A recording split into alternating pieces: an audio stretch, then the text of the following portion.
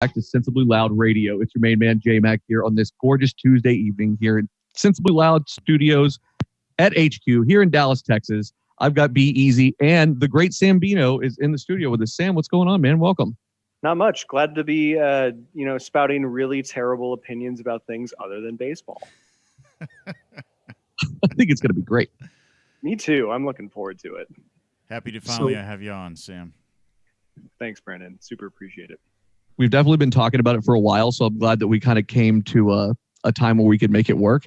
I was thinking about ideas the other day, or we were talking about ideas that we could kind of potentially do since Sam is joining us. And I think something we've kind of like kicked down the road for a long time, I think we're just going to finally resort to doing it.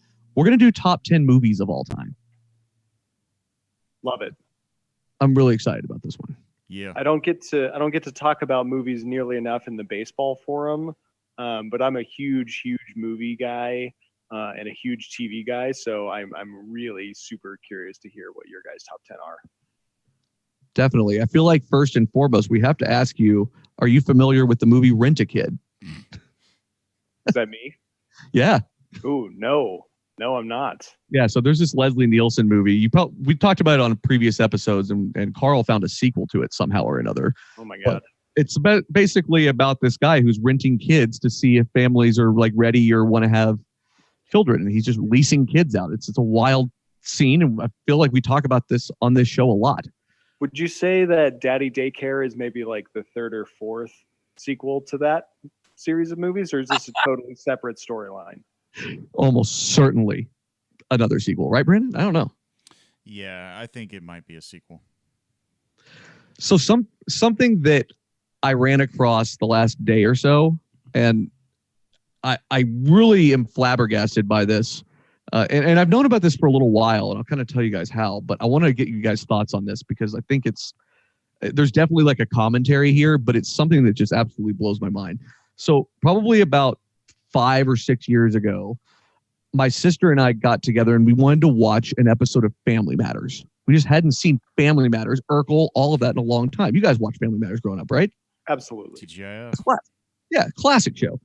And so we recorded all these episodes and all this, and we started watching this one, just the first one we saw, and it involved someone bringing a gun to school and someone getting shot.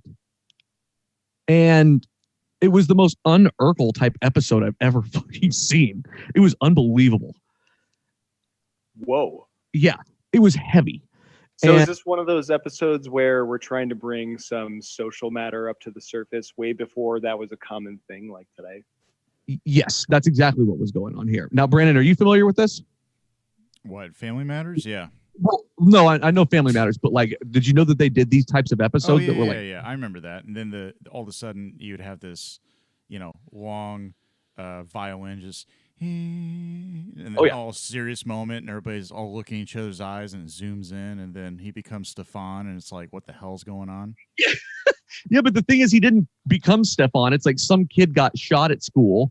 There was all this drama, and then it just ended. Huh. And so there was no, like, bring it back around to the comedy stylings that usually is. It was just like a real deep social commentary that didn't involve Urkel. It was really weird. And so presumably this came out of nowhere. Out of nowhere. And so I've known about this for quite some time. And so I started talking to my sister about it again yesterday. I was like, hey, remember that time that we were watching Family Matters and this happened and we talked about the whole thing. And she was like, yeah, it's kind of funny you bring that up because there's a show. I'm not sure if you guys ever watched this or not. Did you guys ever watch Smart Guy? I don't think so. So that was a Disney show, and I watched it with my little sister more than anything. It was just one of those things that we're about 4 years apart. So like the things that we found amusing were always a little bit off, kilter, but like the things that we agreed on, we loved. And this is one of them. And essentially it's about this kid who's like, should be in like, I don't know, 5th or 6th grade, who's absolutely brilliant and is in high school with his brother, and all kinds of hijinks happen. It's just one of those typical 90s sitcoms. And apparently there's an episode where he got lured into a basement for free video games by some creepy guy. You had me at video games. Tell me more. I'm telling you. And so I haven't seen, I don't remember this at all, but my sister was like, oh yeah, very vividly remember this one. And apparently, so that was a spinoff of that show Sister Sister. Did you guys ever see that? Or you just know what that is? Yeah. Yeah. Yeah. So it was like a spinoff of that. I think the kid that played the genius and smart guy was the same kid. He was like Tia and Tamara's brother or something like that. Gotcha. And anyway, so that happened on that show. And apparently on Sister Sister, there was a situation that they got into where they got lured into a bunch of modeling, like teen modeling and stuff, and ended up being like porn shoots. And I was like, I feel like I need to go back and do some research on some of these like 90s sitcom like commentaries. I mean, am I crazy about like this being really strange?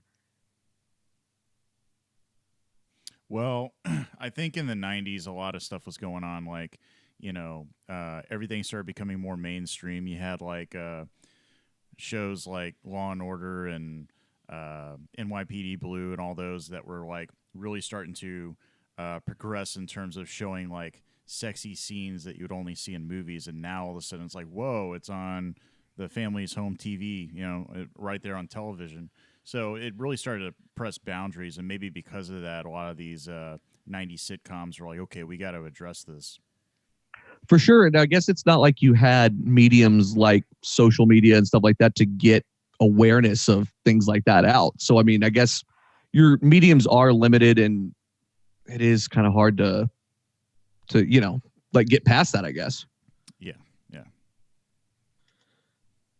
Do we lose Sam to some technical matters? I am currently here trying to resolve some technical matters. Got it. Okay. But I take 30-second intervals where I just don't see or hear anything. So that's a new thing for my house. I'm sorry. No worries. You're good. But yeah, I think it's just a strange thing overall. I feel like I need to do more research into these. I feel like there are way more of these things out there that we just don't even know about. I mean, there's bound to be.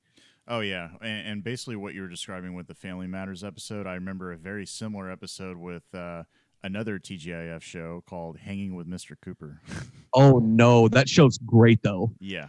It was another Would one it hold that up, was do you like think? bringing a gun type thing. And yeah.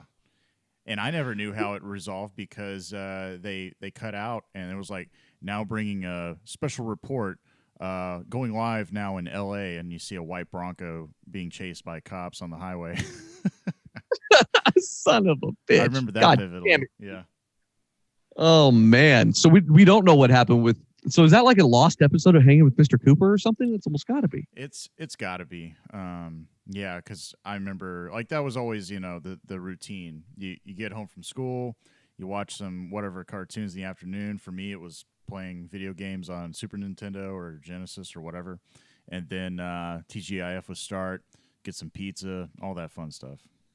You couldn't beg people to watch shows on a Friday night anymore. Yeah, I know. Everybody else is doing something else.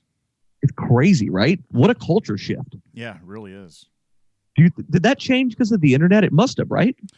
A little bit. I mean, even before, say, YouTube came to prominence and all these other, online streaming services, I think a lot of things shifted in the late 90s, early 2000s. Seems like more people were tuning in Monday evenings and Tuesday evenings, and you had shows like 24 and all those kind of shows.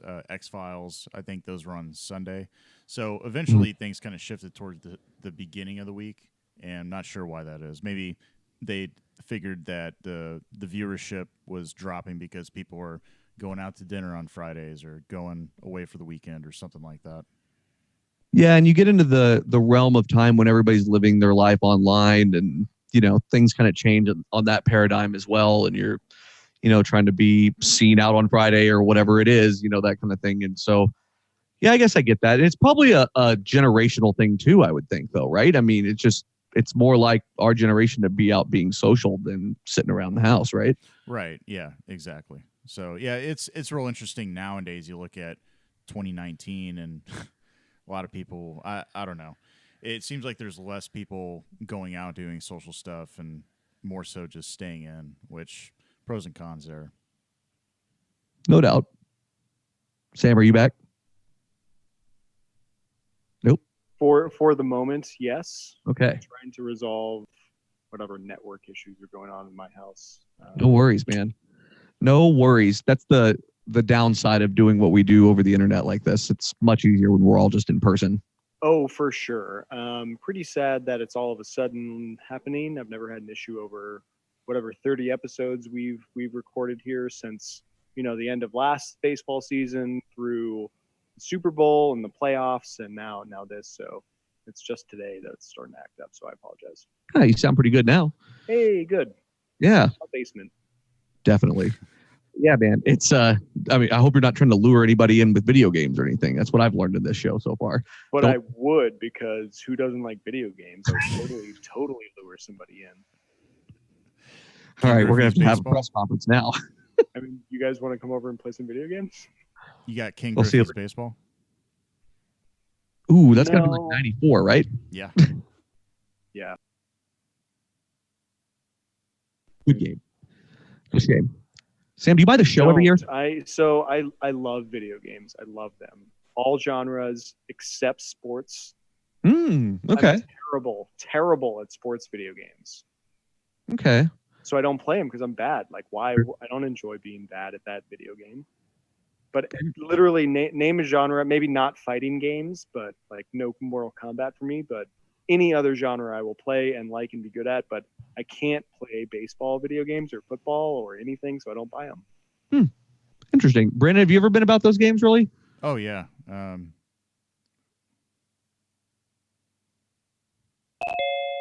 All right. That was weird. You guys still there?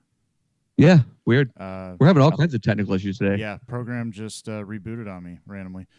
Yes, but yeah, to answer your question, yeah, I am about those games. Grew up playing King Griffey baseball, NHL '95, all those games. Yeah.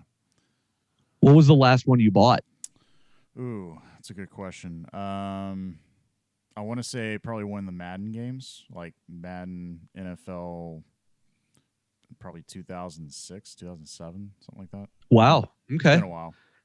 I stopped buying them entirely. I bought the show every year. I bought the show every year from like probably like 2010 all the way to 2018. Actually, I didn't buy it this year. This is the first time I didn't. I can't justify spending almost $70 on something that's pretty much the same other than the names every year, and that's just bothersome to me. There are times when there are times where they have like much better upgrades, and better like renditions of them, and I'll just wait a couple of years and buy a new one at that point. But I'm not going to just continue to buy it. I just think that seems ridiculous to me.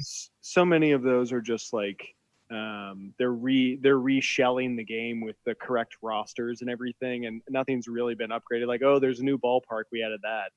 Yeah. But, I would say if any sports game really hit my heartstrings, other than Ken Griffey Jr. Baseball, it would be NHL 1995. Oh, yeah. So at this point, I'm 9 years old, and I don't know anything. But what I do know is that if I put it on easy mode, I could shoot the puck from half ice, Yep. and the goalie would be so far out of the box that it would go over his head and in every time. And I might have told the story on the outfielder before. However, I would win games like 87-4 in hockey, where anything over 4 goals on the side is considered really high. yes.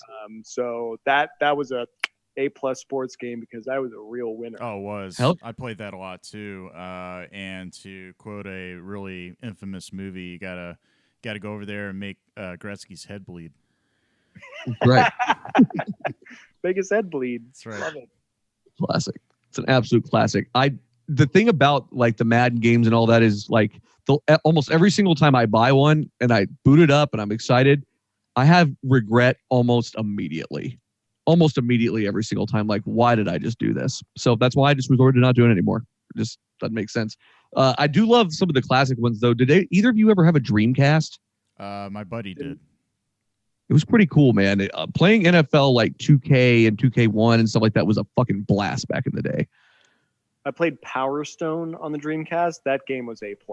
What the hell is Power Stone? That was a fighting game, but it was in 3 dimensions. It was like Smash Brothers before there was Smash Brothers.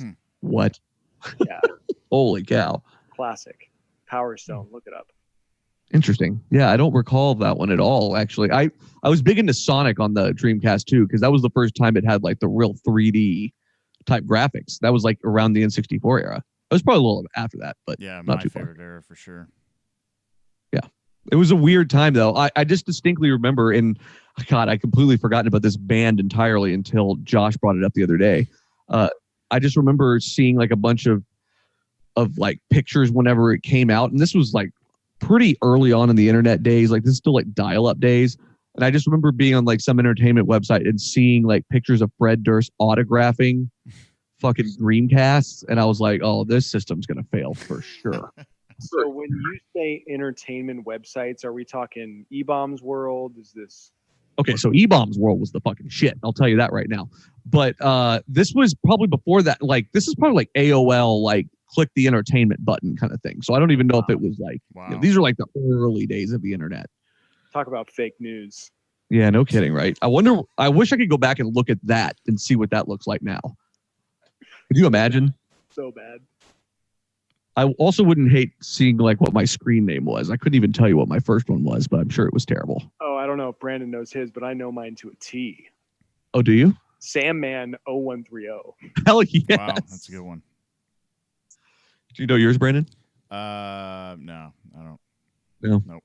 That's ancient. I think history. you're both just too embarrassed so that. No. Oh, wait. No, mine involved a Mustang in some way because I always wanted a Mustang before I bought mine. I don't remember what it was though. Stang Boy 69, 69.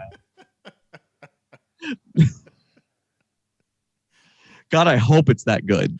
I'll think of it. It's going to come to me. I'll get back to you guys on this. Okay. I promise. I'll think of it. I don't think my mom would know. I don't know if my mom would know her own, much less mine. Don't ask. Don't ask. Probably. Don't do it. Yeah. She's probably going to give me something inappropriate that I don't want to hear. That'd be really upsetting. Or she'll give you everything and she'll have seen everything you chatted and you'll be like, that was too much information. Yep. Yes. God only knows what we said back in the day because the internet was such a wild west too at that time. Oh my God. If we could only go back to the days of like Utopia and whatnot. Such good times. Well, do we want to dive into this movie things? I feel like this is going to take us a little bit. Yeah, let's do it. It will. All right.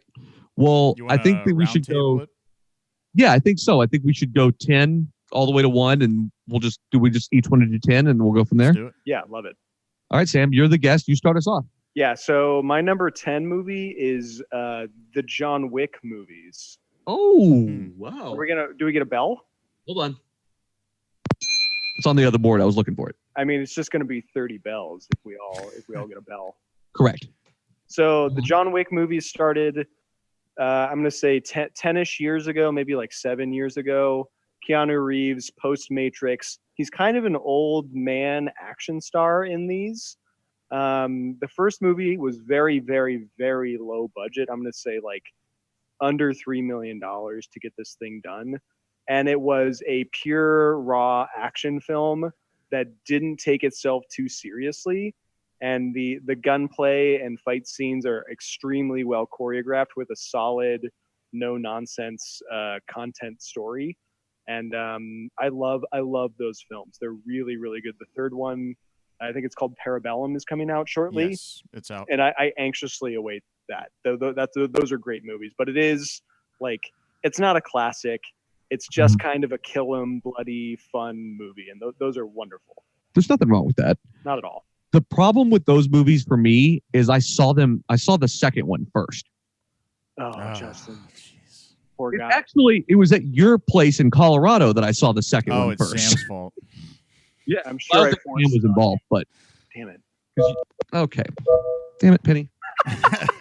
Nice. What's Penny's number 10 movie? Good old Calamity. Probably Tom and Jerry. What a bitch. What a generic cat answer. I love it. So John Wick 1 came out 2014. John Wick 2 came out 2017. Parabellum just came out last weekend. I saw John Wick 3 Monday evening of this week, and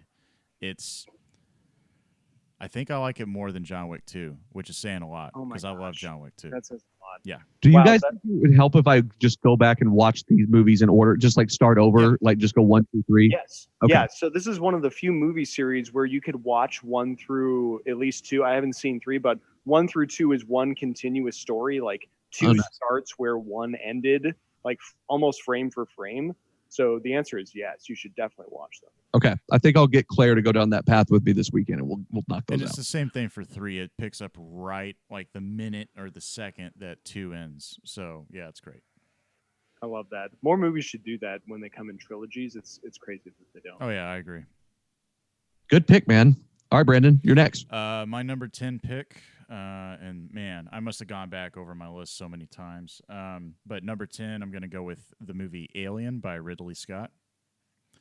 Came out in 1979, I believe it was. And just something about that film has stayed with me over the years. I mean, I like Aliens just as much by James Cameron, which has more of like a shoot 'em up sort of battle feel to it versus Alien. But Alien, there's a very like paranoia suspense. It just gets under your skin and fills it. It's not so much about like the gore or action so much, but it's just about the tense moments that it goes through. So as far as like a pure sci-fi film, that one definitely lands number 10 on my list. 1 second. Brandon, mark this time real quick. It's 29:30. All right.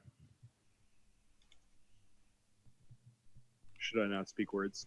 Yeah, give me just a second. I'm having issues with the board. Penny's fault. We're having some real tech It problems. actually is That because sucks. you stepped on the board. Cut her paw pads off.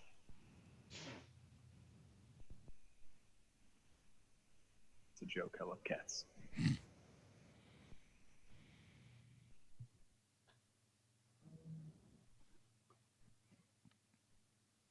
I'm happy to jump in with commentary because that is a great movie. Yep, absolutely.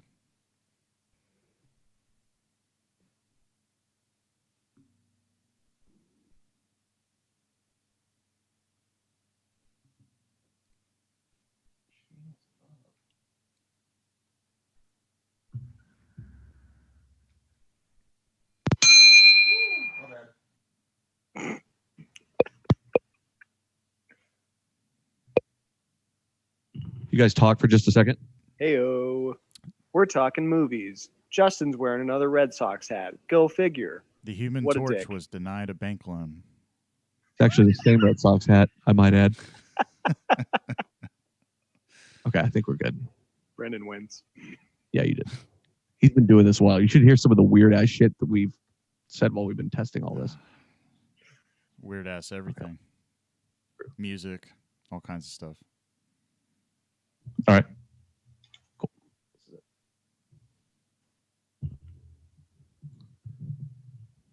All right, let's see what last thing Brandon said.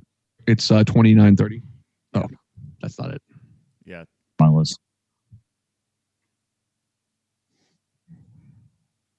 Sci-fi film. That one definitely lands number 10 on my list. I applaud that decision, Brandon. That's one of the primary sci-fi flicks that I think really like kicked off the new age of sci-fi that really started to take hold in the 80s. That movie is like equal parts thriller and like new tech, future aged alien stuff. One of the coolest movies in the universe. Well, It's absolutely amazing. yeah, I was going to say another thing that's crazy is kind of it's really ahead of its time. I mean, you think about it came out in 79. That's just 2 years after Star Wars A New Hope came out. So it really puts things in perspective. Holy shit. That's so crazy. Okay, so my number 10, if you guys are ready, Ready. is going to be Office Space. Nice. Good choice. How could I not, right? The quintessential office film that paints the picture of what it's like in corporate America, and it does such a fantastic job. Ron Livingston is great. I always struggle with him, and I feel like we talked about this on this show several times before, but like, I feel like he should be way more popular than he is. I agree. He did Office Space. He did Band of Brothers, and nothing else notable. I always forget he was in Band of Brothers. Yeah, I think it was the Pacific. I think that's the one he was in. No? Oh, I that's will fact check Oh, really? the hell out Okay. of you, Brandon. Okay. I thought it was the Pacific, but maybe I'm wrong. If Ben were here, he would just like his head would explode. That's okay. He's too busy at an Army Navy store right now. Got him. I love it. So All right, Sam. I love Office Space because it's filmed in Dallas. There's a great shot some hotels off of LBJ, and you see them like tooting around in what I think is Las Colinas, and then you hear the guy say, "I'm doing the drywall up there in Las Colinas." Yep. One of the best Yep. lines. Yeah. Las Colinas also was filmed. The office area was filmed in Austin, and that building is still there. Wow. One of the better, like, quote unquote Dallas based movies that there is. Oh, yeah. And it's also just one of those movies where you just kind of wish you could just stop giving a fuck and just walk in and start gutting fish at your desk, you know? If I find either of you gutting fish at your SLM desk, we're gonna have a discussion. All right, Sam, I think you're next. Number 9 on my list, I would be surprised if anyone's heard of this movie. It's called Firefox. Have either of you heard of this movie, Firefox? Negative. This is a movie that came out in 1982, starring Clint Eastwood, probably at the end of his like Dirty Harry sort of prime. Mhm. That man has had many primes. You've got like your Good, the Bad, and the Ugly prime, and maybe like your Dirty Harry prime sort of intersecting with that. But this came out in 1982. Firefox is a movie about a man, Clint Eastwood, who's like an ace fighter pilot who's got PTSD, and he's been tasked with infiltrating a Soviet base, stealing their top secret fighter jet, just as the U.S. is also sort of culminating their fighter jet program, the F-117 Nighthawk, which did many terrible things in war. So he's infiltrating. It's very like subterfuge filled. He's, you know, in Soviet Russia, faking being a guy, like going through checkpoints. It's a very nicely tiered approach where we're like convincing the man to go do the mission. He goes and does the mission, and then him escaping with this fighter jet. It is absolutely perfect and so underrated. Highly recommend checking out the movie Firefox with Clint Eastwood. Yeah, that's really nice. I think I've heard of that movie. I just never got around to seeing it. And I want to say he was in another movie in the 70s that had something to do with infiltrating Nazi Germany or something like that in World War II. I remember seeing. But yeah, that sounds really interesting because, I mean, that's during the Cold War with the USSR. And yeah, definitely have to check that one out. I'm surprised that slipped past my radar. I've seen most of his movies. It's very obscure, so I was hesitant to put it on the list, but I couldn't I couldn't deprive our audience of shining some light on such a great movie. It is like very poorly rated because it's so old and nobody really knows about it. It's like 5.9 out of 10 stars, but Who cares? I think it's great. It's like a classic in my mind. And that's the thing about these top 10 lists too, is these are top 10 to us. Like it's not like these are top 10 movies of all time for everybody. So I think that's a good pick. I love Clint Eastwood, man. I think it could be argued that he might be in another prime right now. Yeah, the Skeletor prime, right? That's Yes. a prime that people get into. Yeah, something like that. All right, Brandon, you're number 9. My number 9 is also another 1982 film and another sci-fi film that was way ahead of its time for the ages. That is the movie Blade Runner. Excellence. Yes. Yep. Also directed by Ridley Scott. The thing about Blade Runner, when I first saw it, I was really young and I didn't really understand a lot of what was going on. But the one thing that captured my attention was how it was shot, the color of the film, the production design, all those things, and the fact that it was all miniatures and done, on a practical scale compared to how things are done nowadays. I mean, Blade Runner 2049, I thought really looked amazing too, but this film just really kind of set a lot of things apart in terms of sci-fi. I'm a really big Philip K. Dick fan, so reading like Do Androids Dream of Electric Sheep, all those type of novels that he wrote, a lot of this kind of tied into that. So growing up reading those books, it really resonated with me, and just a great story all around, and Harrison Ford delivers a really, really good performance in it. It is a great Harrison Ford movie. I mean, it's no Con Air, but Harrison Ford was not in Con Air. Wait, who was in Con Air? I always get Harrison Nick Ford. Cage. Oh, okay. Wait. So wait. No. Con Air is the one I was thinking of. Then what's the one where he steals the or like has to hijack Air Force Air One? Force One. That's it. Just Air Force One. Okay. Yeah, that's the movie I was picturing. I No. love how your nonsense detracted from Brandon's excellent analysis. I was going to reply to Brandon by saying, I don't have anything. That was perfect. And then he went into some random shit. Okay. Say that, and I'll go cut it out of the goddamn episode. All right. Shut up. This is great. It's great. This is my fucking show. You can get the hell out of here if you don't like It was sensibly loud, man. Exactly.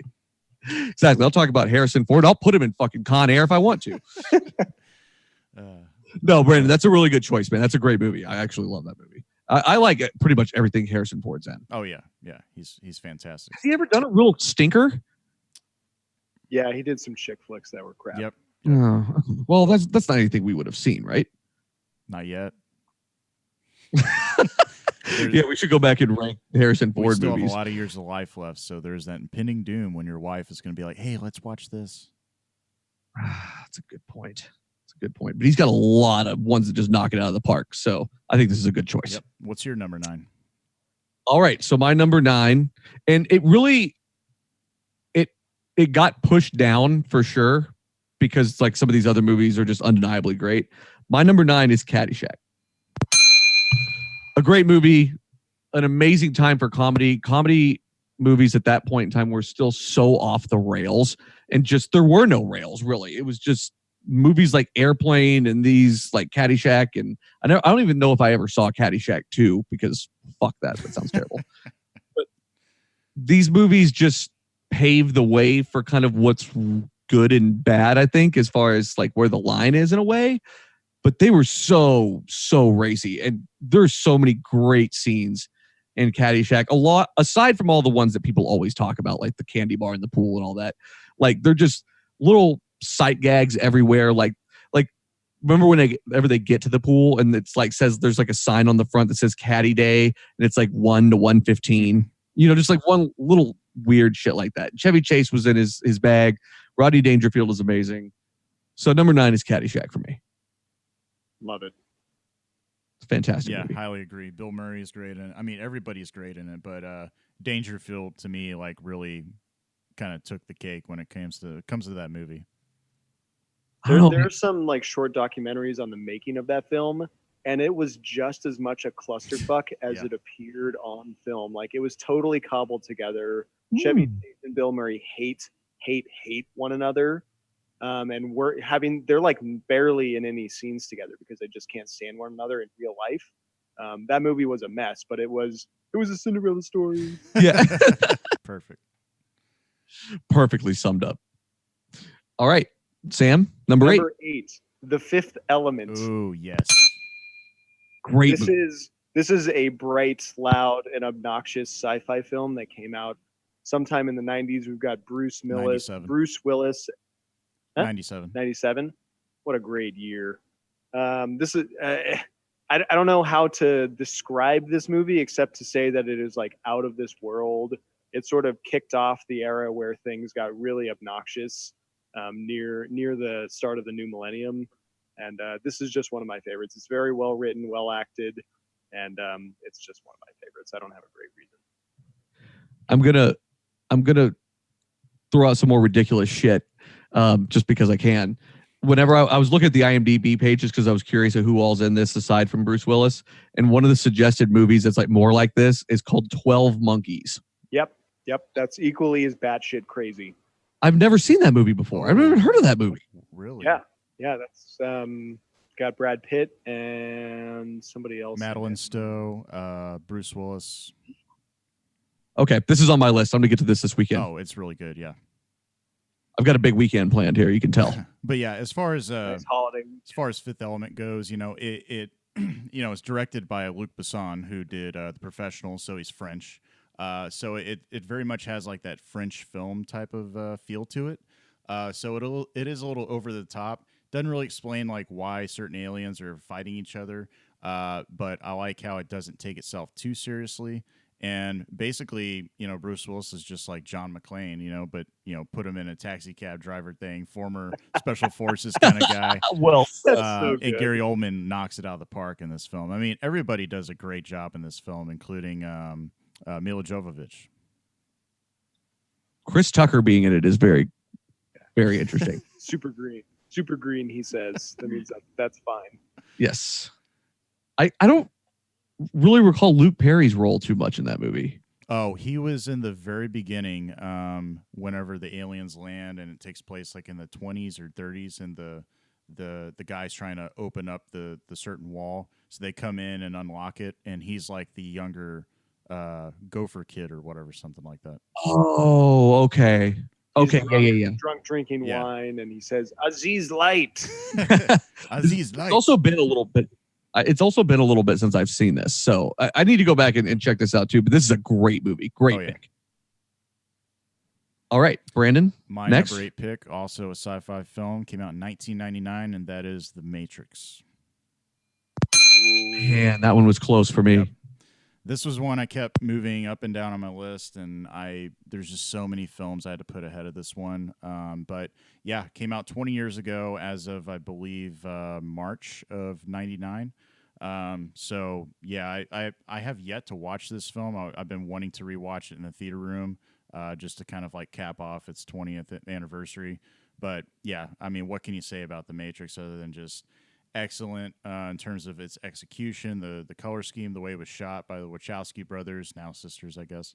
Keanu Reeves was excellent. Lawrence Fishburne, but the way everything was set up, it was very much kind of like an anime meets sci-fi and everything you want in a film. It was so ahead of its time.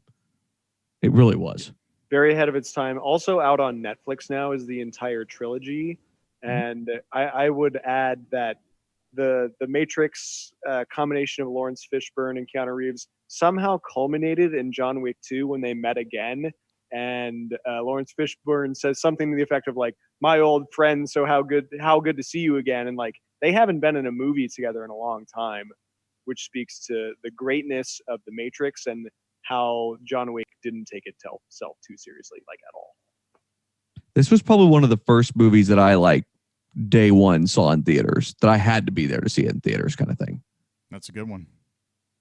Yeah, it's just one of my memories when I think back on that movie and how fantastic it was. And I just remember being on the edge of my seat the entire time because the CGI and all that stuff was so primitive, but it was so revolutionary at the time. It was great.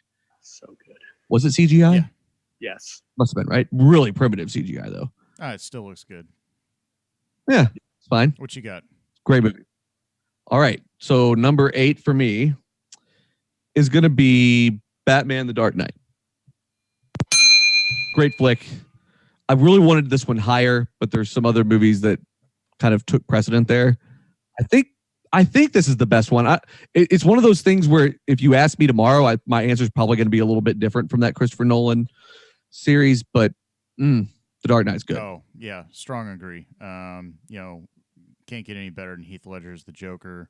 I feel like this is one of Christian Bale's strongest performances, Batman. But I know what you mean because Batman Begins, he also gave a strong performance. So, but yeah, it's just perfect. It's a great film. I watched it on my way home from San Francisco last Friday, and it really reminded me of how good that movie was. And you guys are right on in saying all the things you said. I honestly just wanted it to be higher on my list, but I mean, some of these are just, I don't know. Like it's kind of what we were talking about before the show started. Like 6 through 10 seems to kind of wish around and wash around and stuff. So but I feel like this one could have made it into the top 5 for me. But like I said, it just depends on the day. So, all right, Sam, number 7. Number 7 for me is The Hunt for Red October. Ooh, nice. Great movie. This is a movie adaptation of a Tom Clancy novel based on the character Jack Ryan, who's a CIA analyst, quote unquote, and he always seems to get himself mixed up in some really crazy shit. It's always geopolitical or whatever. You think about Harrison Ford doing Patriot Games, and the other one is Clear and Present Danger that he did. But this one is Alec Baldwin facing up against Sean Connery in like a submarine warfare, Cold War sort of situation. The Reds have created like a silent submarine, and Jack Ryan, Alec Baldwin is the only guy who knows how to hunt this sub. It's just good Cold War mid-90s trash. And I love a good face-off between the classic Soviets versus U.S. Oh yeah. Oh yeah, especially involving submarines. I can't get enough. Some people are like, oh, another submarine flick. I'm like, I'll watch U-571 all Ooh, day. yeah. I was literally just about to ask you about that movie. That's a great movie too. One that Claire would probably kill me rather than watch, though. McConaughey, one of his finer performances in that one. Pretty good, man. Pretty good. What was that one that had Denzel Washington and Gene Hackman in it? That is Crimson That's right. Tide. That was another good one. Now, that's a great one. The other notable sub movie is K-19 Widowmaker, starring Harrison Ford. Seems to be a theme here. Got Justin's attention.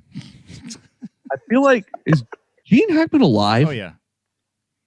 He is? Okay. I feel like he's super old now, Yeah, right? he's probably up there in his 70s. I think he quietly stopped working. Good for him. I don't have any problem with that. Yeah, no, he's been in some really good stuff. He was in The Birdcage. Ben and I happened to be talking about that movie not too long ago. It's a good one. Yeah, I agree with Sam on this. I like all the Jack Ryan films. Actually have a lot of Tom Clancy novels I collected over the years. And I would say that this film in particular just has the most suspense. I think it's well directed and, yeah, great film. No doubt about it. Good stuff. All right. So my number 7? I believe I am. Oh, Finish. go ahead. For number 7, also came out in 1999. Or wait a minute. Was it 98 or 99? I think it's 98. Saving Private Ryan. We were just talking about that on The Outfielder, the baseball show, for some probably reason. because it'd been Love it. baseball. Maybe. I don't remember how that came up. It's got a theater showing coming up shortly at like the 20th anniversary of its release, I think. That's right. Yep. I'm thinking about going to that, but I recently got the latest version that came out, I think, 2 years ago. It's got Dolby Atmos and all that stuff in it. It's pretty awesome. But Nice. yeah, this film came out. I didn't see this one in theaters, but I saw it when it came to DVD back in the day. And yeah, I mean, what can you say about it? I mean, Tom Hanks and Spielberg directing it, and that beachfront scene all the way to the end. It's just the whole cast is just everybody. The whole ensemble just flows so well together. They really do. It's a classic. Like I said, I mean, we got to talking about it on the baseball show because it's just such a classic movie. But I started to say the other day on that show that I hadn't seen it, and Sam thought I was going to finish the thought right there, just saying I haven't seen it. And he was about to come through the screen and murder me. But I was going to say that I hadn't seen it in quite some time, so I need to go back and do a rewatch on that at some point. You did a heavy pause after I hadn't seen it, and I kind of held my breath, and then you continued your sentence, and I audibly sighed. I was like, whew, thank God he didn't say I haven't seen it. I could see, I could hear him sigh through the through the actual system. It was great. But yeah, a classic movie. One of Tom Hanks' finest performances, I think. I agree. It's definitely top 5 for sure. There's a lot of good Tom Hanks performances though. Yeah. I mean, you got like You've Got Mail and Sleepless in Yeah. Seattle. Big. Yep. Big. Splash. Yeah, there's some good ones. It's definitely some good ones. All right, so number 7 for me is The Big Lebowski. Nice. I mean, I don't really know if much needs to be said about this movie. This movie's absolutely incredible. I think, Well, that's just like your opinion, dude. dude, yeah, man. I don't think there's a time. I don't know if a week has gone by since I've seen that movie where I haven't made some comment about a rug tying a room together. I mean, I say it all the time. It just, I love that that's a common theme throughout that movie. Jeff Bridges is amazing. He's always amazing, but I definitely thought that the Super Bowl commercial they did this past year was an absolute travesty. They should not have done that, though. Oh, no. Sad. Yeah. Philip Seymour Hoffman was incredible. He's just this absolutely battered assistant. He's like a Smithers from The Simpsons. Yes. Mr. Burns. That's the best way to describe it. And whenever he's like, saying all the real shit, and he's just sitting there laughing uncomfortably, it is just absolutely incredible. Tara Reid's in this movie. Yes. God only knows what happened to her. It just all around John Goodman being Walter will never, ever get old. And I actually knew somebody that was very similar to him that had a temper like that. They would just go like snap like that. And it was absolutely terrifying to be around sometimes. Like if I pictured him wearing those shooting glasses and stuff like that. So an absolutely incredible movie. Number 7 for me. I love that. I think this movie, because of temper issues, I think has a very like personal effect on me. We're talking about Lebowski, who has everything in the world going wrong for him. His friend dies. The sheriff is throwing a cup at his face. He's got some strange lady trying to like have him impregnate her. There's just a lot going wrong in this man's life. People are peeing on his rugs and like putting ferrets in his bathtub. And he just takes it all in stride. Sure does. I watched this movie and I'm like, damn, dude, I really need to chill the fuck out about my spreadsheet work. Dude, I know exactly what you mean, though, because it could be so much worse. And just the fact that it's all over a rug and those guys just defiled his house entirely. It's incredible. Man. And I just never understood the ferret in the bathtub thing either. I'm glad you brought that up because that's just so strange. So that's a great movie. That's my number 7. Sam, you want to go to number 6? Number 6, Wedding Crashers. Ooh. This is just a trashy, terrible comedy. The likes of Waterboy and Happy Gilmore, maybe with a little more sophistication in the joke delivery. For but sure. Vince Vaughn and one of those Wilson brothers does a really good job of making me laugh every time it's on. Whether someone's filling up some old lady's cans or, you know, where's Sack? We'll sail without him. Like, there's so many good one-liners in this movie. And the jokes are so subtle around a really dumb story. The way that I crafted this list was around one hallmark that I wouldn't change the channel despite like TNT censorship or commercials. And all of these movies sort of fit that bill. Like if they're on a shitty channel, I will watch through the commercials and all the censorship. And this one fit the bill because I just know that they're cursing underneath all those like gosh darn it's. Right. Well, and you and I said that we'll sail without him thing for years, and nobody knew what we were talking about. It was great. They're decimating the grubworm population. I don't think that there's a better duo in this movie. And they tried to do the internship together. It was a good movie, but it was not the same thing. No. It was fine, but it was not the same thing at all. And I mean, you had a great supporting cast here. I mean, having Christopher Walken involved at all is just... yeah. I feel he must be like Bill Murray, right? It's hard to get him to do anything. For sure. Is this what put Bradley Cooper really on the map? Or was it The Hangover? Yeah, this one probably got him like more scripts coming his way. But, you know, I don't necessarily see him doing like much comedic stuff in that movie. Yeah, definitely not. But definitely not. But my favorite scene in this film is probably when they're at the dinner table and she's doing something underneath the table, and he's answering. Vince Vaughn's answering the questions. He's like, yeah, it's so good, it's so good. Your question, it feels so good. Feels so good when she jokes. Yeah. So weird. So weird. So that is my number 6. So no, that was Sam's number 6. Or Sam's number 6. Excuse me. I have that on my list. It's just in a different place. That's what she said. My number 6 is Raiders of the Lost Ark. Nice. Yep. Saw this when I was a kid, and even nowadays, watching it, it still holds up. Yeah, you have some of the 80s animation and stuff, especially towards the end when the guys' faces melt, but it's just so awesome.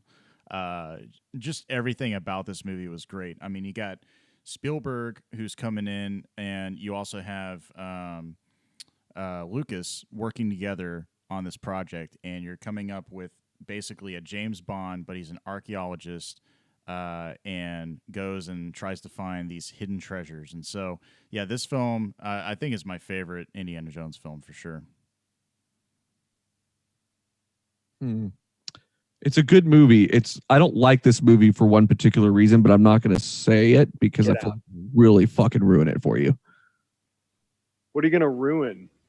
We know how it ends. Indiana Jones didn't need to be in that movie at all for that plot to work out just fine.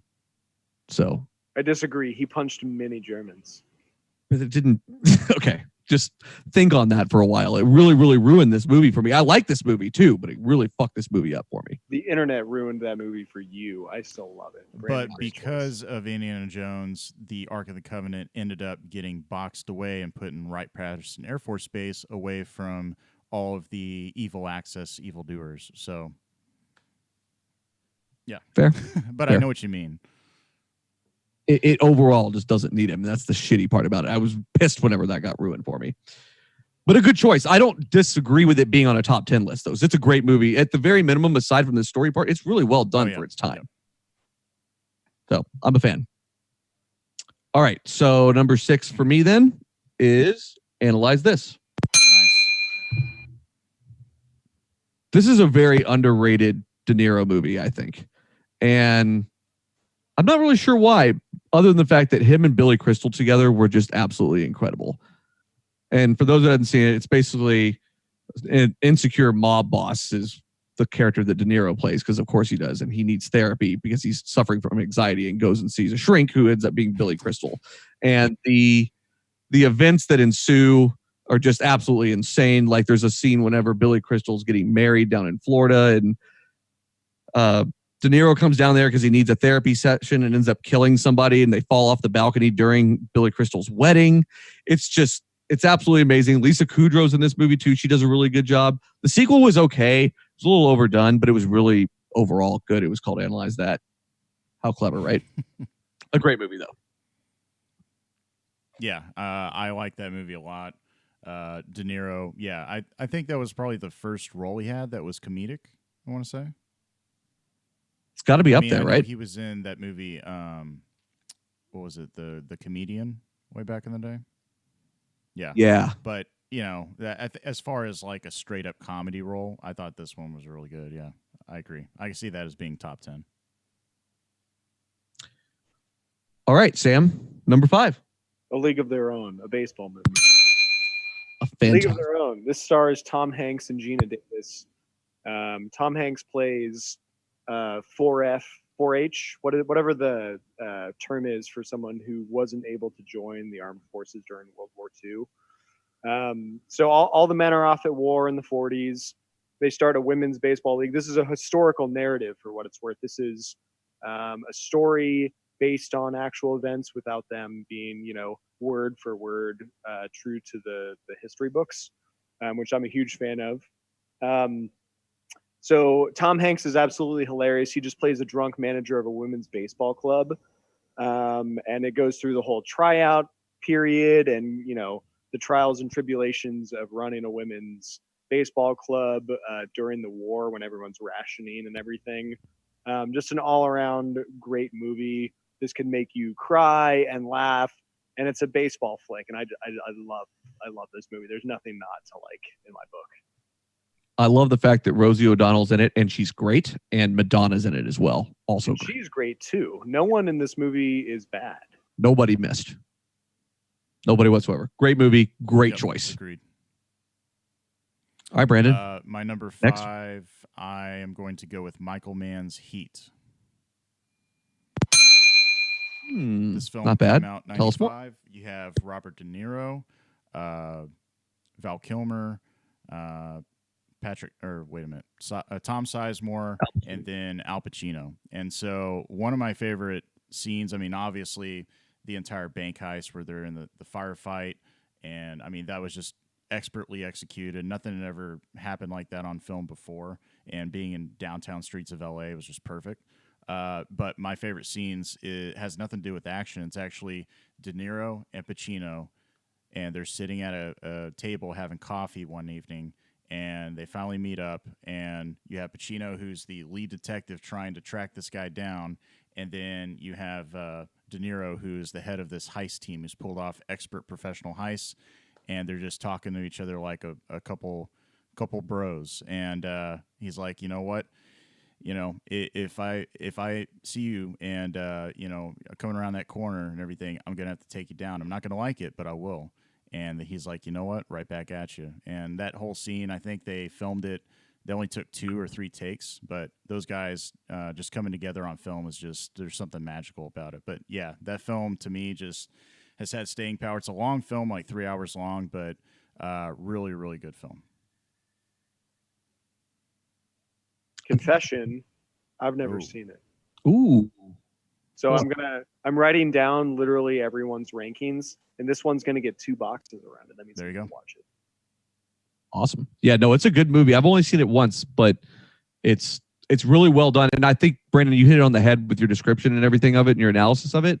But the best thing that you said that rings so true is it was ahead of its time in so many ways. Like, it was a really well told story, really executed well. Yep. I like it.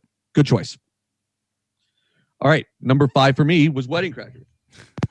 So we've already talked about it and why. So we don't really need to go too far into that again. But that's why I confused it on Sam's list, because it was the next one on mine. It's crazy. It's crazy. Yeah, great movie.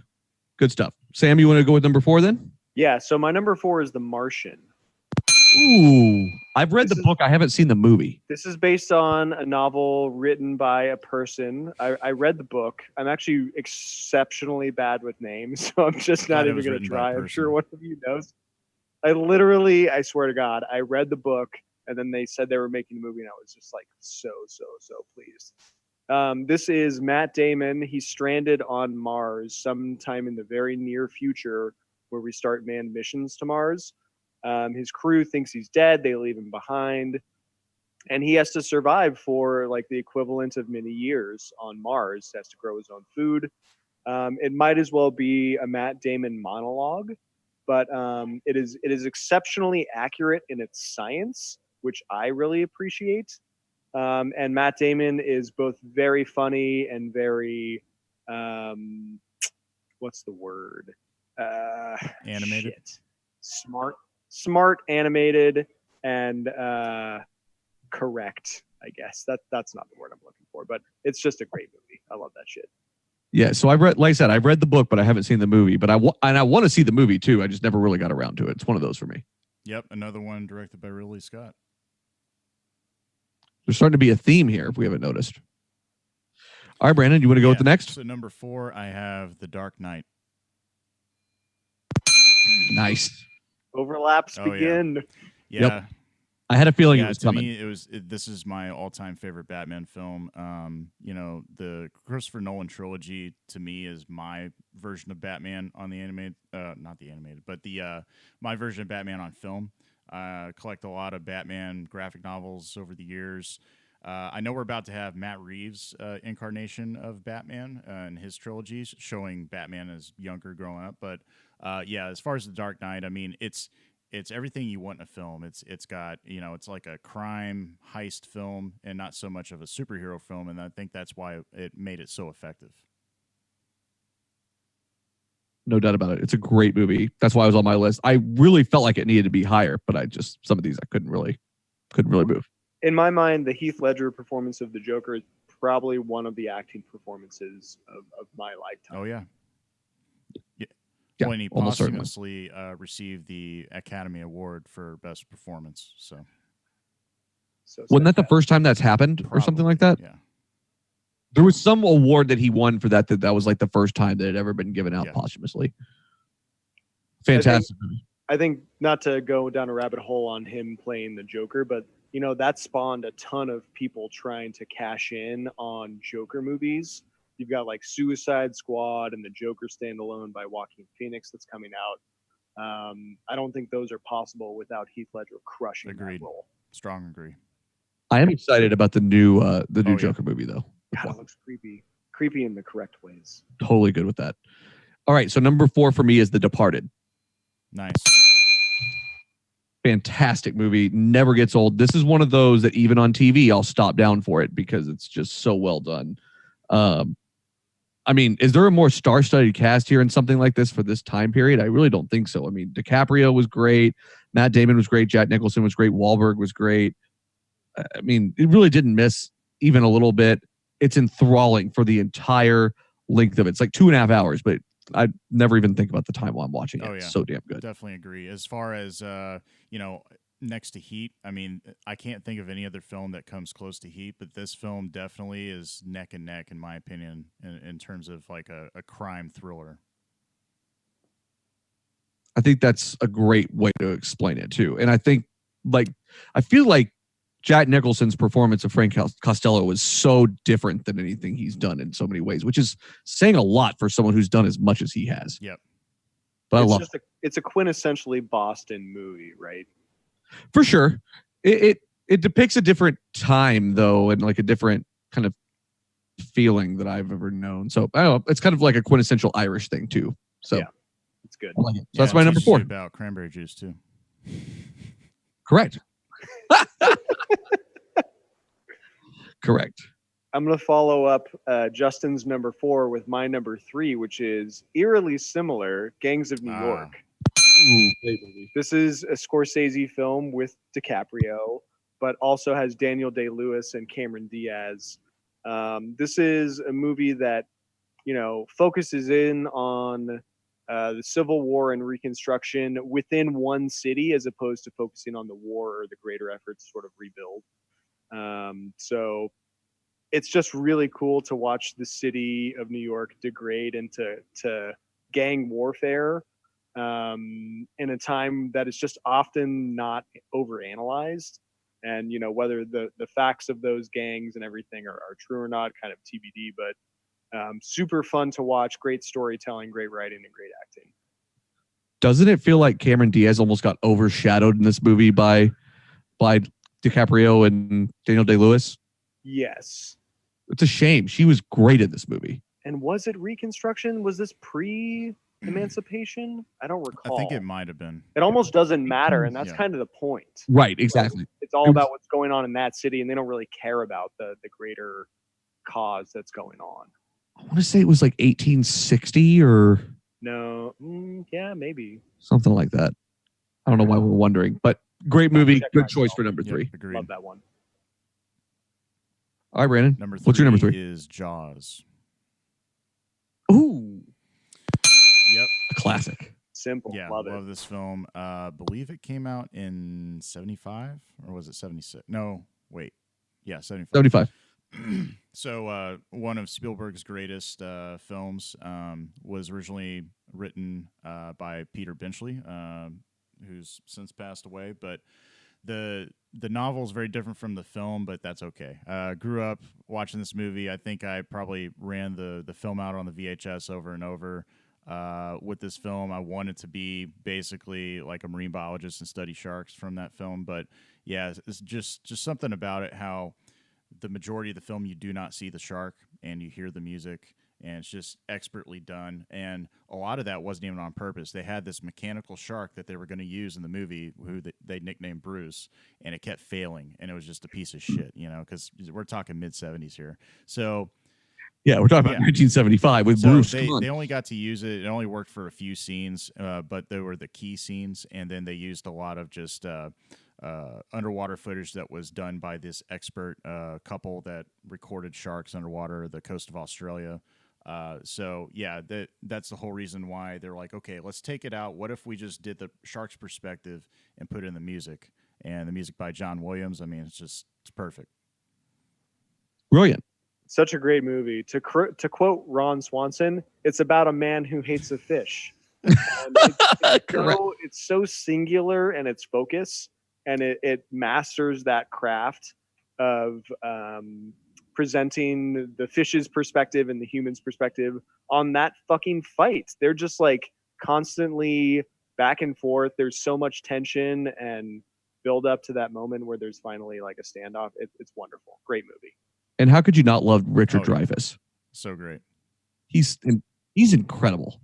He really is. Okay, Brandon, you're next. That was me. You're next. My bad. Let's see. Number 2. Hold on. My number thing's 3. freezing up. Yeah, number 3. All right, cool. My number 3 is Get Shorty. Very nice. Are you guys familiar with Get Shorty? So Get Shorty is probably my favorite Travolta movie, I think. It's definitely one of my favorite Danny DeVito movie. But it's got DeVito, John Travolta, Gene Hackman, and missing one, Rene Russo. And all four of them are just absolutely hilarious. And it's essentially a movie about making a movie. Its sequel is Be Cool, which is equally as great. I really couldn't decide between these two which one to put on the list because they're very different movies. But ultimately, I mean, John Travolta playing Chili Palmer was just incredible. He really was. And to have a name like Chili Palmer is just a fucking badass name. So that's a real baseball name right there. Sure is. Sure as hell is. It's a classic, and it's something that I never ever turn off. It's just one of my favorites. And Be Cool's the same way, but kind of for different reasons. But Get Shorty, another 1995 movie, by the way. Yeah. Excellent. All right, Sam. Next. Number 2 for me is October Sky. Nice one. This is not objectively a great movie. This is a movie about Jake Gyllenhaal growing up in a coal mining town in West Virginia in the 50s, sort of near the start of the plateau of the coal industry. And he and his friends are trying to like get out of this small town Coalwood. And, you know, it's the burgeoning of the space race with the Russians, which you'll notice is a theme in all of my movies that I've chosen. But they choose to start building rockets and learning all the advanced physics associated with that, winning the science fair and getting scholarships to get the fuck out of their bumfuck town. It's a great story. For me, it really tugs at my heartstrings because this boy's father doesn't really seem to understand what he's doing and doesn't really approve of what he's doing, even though on our side, on the fourth wall, we really understand that it's a wonderful thing that he's trying to learn all the science. It's just it's a really nice story of this kid trying to get out of this town, his dad overcoming his dad's suspicions, I guess. Well, wasn't he like breaking into the factory and like welding the rocket and stuff like that when he wasn't Yeah, supposed to? he was stealing company resources along the way. There's definitely some trickery going on. Oh, you betcha. Yeah, this was a film that stuck with me because, you know, I liked Apollo 13 and all the other space movies, but this one at the time, I think after this movie came out, I actually went and built my own rocket and shot it off and that whole fun stuff. But yeah, this was a really great film, really highlighted all the acting. I think Chris Cooper played the dad, really did a good job. Yep. I mean, yeah, the whole cast in this film was great. Something about that guy, Jake Gyllenhaal's father, Chris Cooper, really appreciating what he did makes me feel really good. It's not like I don't have father issues. Like my dad's great. He always supported what I did, but something about that relationship in that movie is so well illustrated in the acting and the writing that it just makes very me feel redeeming qualities. Yeah. Yes. Thank you, Barrett. Indeed. Great choice. All right. My number What's next? 2, I was very torn because I couldn't decide between 2001: A Space Odyssey or The Empire Strikes Back. So I went with The Empire Strikes Back. Can't deny that. So, you know, this film, I mean, obviously the first Star Wars was great, but I feel like Luke was too much of a, you know, stuck-up kid and, you know, just kind of like, woe is me. Empire Strikes Back really kind of comes into the fold of like it being a true opera type of a drama, and having that father-son relationship. You know, he never knew his father, then he discovers him towards the end. But the way it was shot, everything to do with then you got Yoda coming into it. I mean, this film still has the most staying power of all the Star Wars films, and still my favorite to this day. Good choice. A really good choice. I have nothing to add to that. What a wonderful movie. I would watch that morning, noon, and night. I'm not even going to ruin that because it was so greatly explained. So I'm 100%. Have some sort of theory that could ruin a objective classic movie? Not that one. Okay. Great. Not that one. So we're good. All right. Am I next for number 2? Mark that. My number 2 is Good Will Hunting. Yep. I figured you'd be listing this at the top.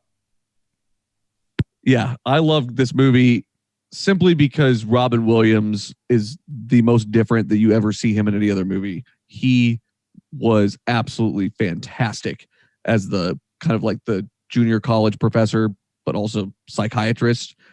I mean, I don't think there's any crazier part in a movie that just tugs at your heartstrings when he tells that story about missing the World Series to meet his wife and all that stuff. I mean, it's absolutely incredible. It's so authentic.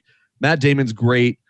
Ben Affleck is great. This is kind of before Ben Affleck got a little but they just played that quintessential Boston role so well because that's kind of who they are. And Casey Affleck was even great. I think Casey Affleck is really underrated.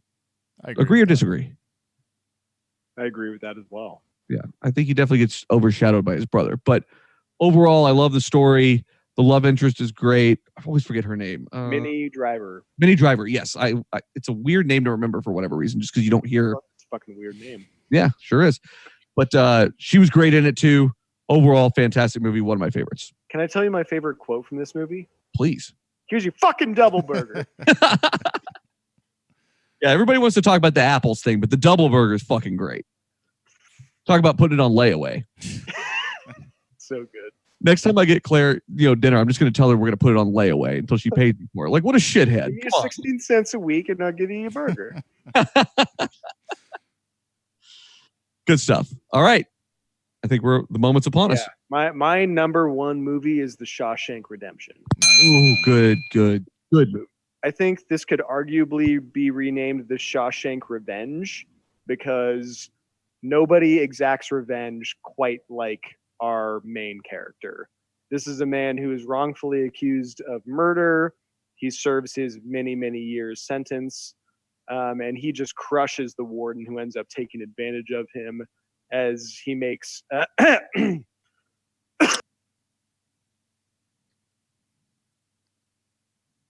Sorry. As this is a story. Where did I leave off? Fuck. My coffee. Talking about the warden. Yeah. The warden is taking advantage of our friend Andy Dufresne. Andy Dufresne was the guy who's murdered his wife and his lover allegedly, and the warden is making him launder all of his money. This is a story of finding friendship in the least likely of places and exacting sweet, sweet revenge on those who have wronged you. So for those two reasons, that's my number one movie. Also, just very well acted by Morgan Freeman. One of just the best movies, probably objectively, in the universe. Tim Robbins does a great job portraying Andy Dufresne. Oh yeah, and Morgan Freeman narrating. I mean, can't get any better than that. I think that's where all the jokes might have started. Yeah. Yep. Strong agree.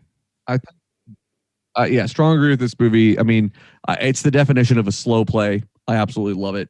Great movie. It's one of those movies, we kind of talked about it before, feels like it would creep by, but it so can't miss that it just flies by. It really does every time. Great movie. Good choice. Brandon? My number one film is Team America World Police. No, I'm just kidding. It is...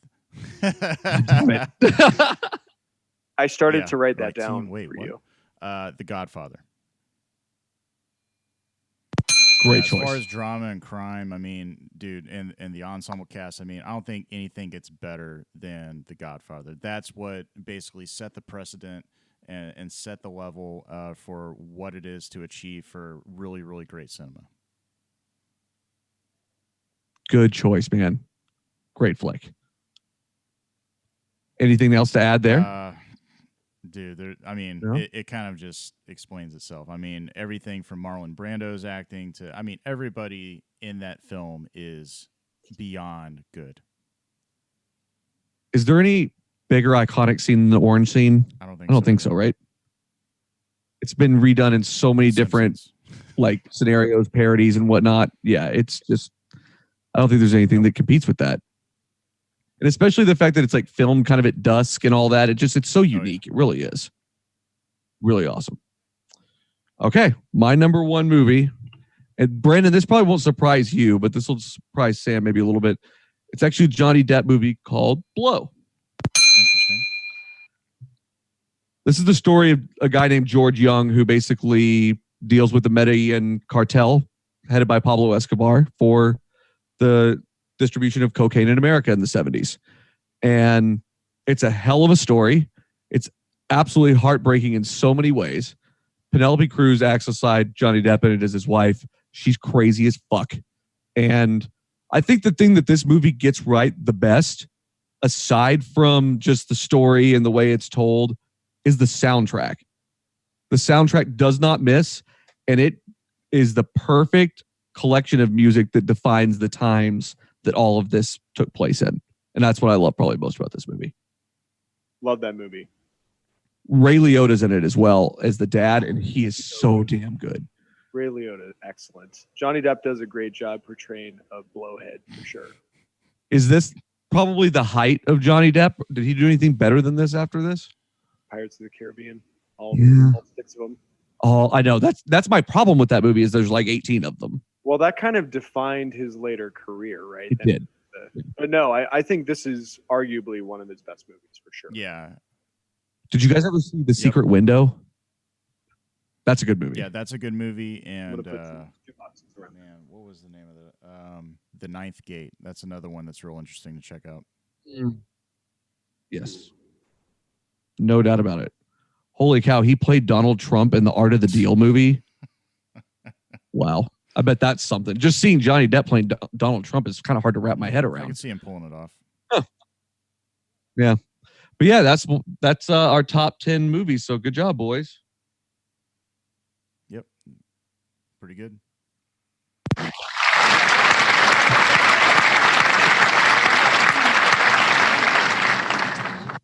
So out of all those movies, I identified one that I haven't seen. Are there any that you two haven't seen?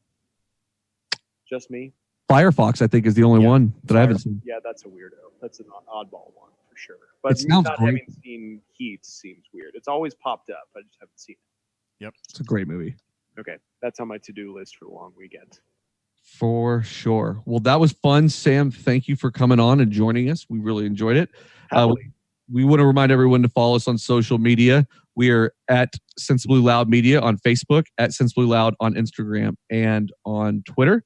And we want to thank everyone for joining us for this edition of Sensibly Loud Radio. If you love the show, make sure to rate, review, subscribe, and tell your friends. Make sure to follow us on Twitter, Facebook, as well as sensiblyloud.com. Thank you guys. We'll see you guys next week for another edition of Sensibly Loud Radio.